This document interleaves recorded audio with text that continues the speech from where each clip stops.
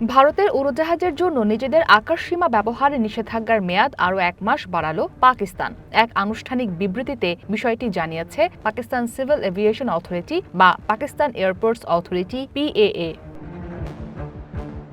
নতুন নির্দেশনা অনুযায়ী এই নিষেধাজ্ঞা আগামী 2026 সালের 24 ফেব্রুয়ারি ভোর 5টা পর্যন্ত কার্যকর থাকবে। এই নিষেধাজ্ঞার আওতায় ভারতীয় মালিকানাধীন, ভারতে নিবন্ধিত, ভারতীয় অপারেটরের মাধ্যমে পরিচালিত এবং লিজ নেওয়ার সব ধরনের উড়োজাহাজ অন্তর্ভুক্ত থাকবে। বেসামরিক যাত্রীবাহী উড়োজাহাজের পাশাপাশি ভারতীয় সামরিক উড়োজাহাজ চলাচলের ক্ষেত্রেও এই কঠোর নিষেধাজ্ঞা বহাল থাকবে।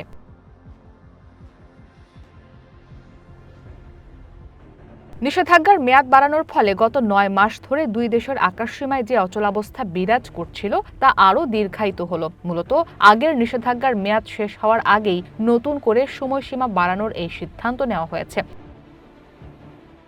এই সিদ্ধান্তের নেপথ্যে রয়েছে সাম্প্রতিক সময়ের ভয়াবহ ভূরাজনৈতিক সংঘাত। ভারত নিয়ন্ত্রিত জম্মু ও কাশ্মীরের পেহেলগামে ভয়াবহ হামলার পর দুই দেশের মধ্যে উত্তেজনা বাড়ে। এর জেরে গুরুত্বপূর্ণ সিন্ধু পানি চুক্তি স্থগিত করে নয়াদিল্লি। প্রতিক্রিয়ায় পাল্টা পদক্ষেপ হিসেবে ভারতীয় এয়ারলাইন্সগুলোর জন্য আকাশসীমা বন্ধ করে দেয় পাকিস্তান। পরে ভারতও পাকিস্তানি এয়ারলাইন্সগুলোর জন্য নিজেদের আকাশসীমা বন্ধের সিদ্ধান্ত নেয়।